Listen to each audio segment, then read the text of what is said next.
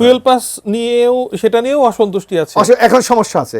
এখন এখান থেকে ফুয়েল পাস নিল, সে মিরপুর চলে টঙ্গীর থেকে নিয়ে নিল, তো ডিজিটাল সিস্টেম তখন তো বরং সে এটা আটকে যাবে। কতটুকু ডিজিটাল মেকআপ করা যায় এটা তো আপনার একেবারে প্রান্তিক পর্যন্ত, এটা নিয়ে তো সংকট আছে, এটা তো অস্বীকার করবেন না আপনি। আমাদের দেশে মানে ফুয়েল পাস দিয়ে সমাধানের যে চেষ্টা হয়েছিল সেটা আপাতত এখনো সফল হয়নি। সফল হওয়া টাফ এখানে, কারণ না লোডশেডিং বলতে এখানে ইস্টার্ন রিফাইনারি কবে তেল শোধনের জন্য তেল পাবে? না, এখানে আমি এই সম্বন্ধে আমার এখন একেবারে মানে কারেক্ট ইনফরমেশন আমার কাছে নেই, কিন্তু আপনি দেখেন এখানে তো বাংলাদেশে 3টা ওয়েতে বিদ্যুৎ উৎপাদন হয়।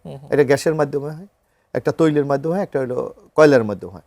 আপনি এই যে বৈশ্বিক পরিস্থিতির কারণে এখানে যোগাযোগ নেটওয়ার্কও তো প্রবলেম হয়ে গেছে, পরিবহন ব্যবস্থাও তো সমস্যা হয়ে যাচ্ছে, তার কারণেও তো হতে পারে আপনার এগুলি যে সব প্রয়োজনীয় যে পরিমাণ তৈল দরকার অথবা কয়লা দরকার সেটা হয়তো গভর্নমেন্ট ওইভাবে অ্যারেঞ্জ করতে সমস্যা হচ্ছে। তাহলে মানে সংকটের সমাধান কোন দিকে? সমাধান চেষ্টা করছে তো গভর্নমেন্ট। না আপনি ইতিমধ্যে দেখেন যে ভারত থেকে ইতিমধ্যে পাইপলাইন দিয়ে তৈরি আনার চেষ্টা করছে। গভর্নমেন্ট রিকোয়েস্ট করেছে আমেরিকাকে রাশিয়ার উপর থেকে এমবার্গো তুলে নেওয়ার জন্য, সেটা অলরেডি কত 20 দিন না 30 দিনের জন্য তুলে নিয়েছে তারা, 60 দিনের জন্য তুলে নেওয়া হয়েছে।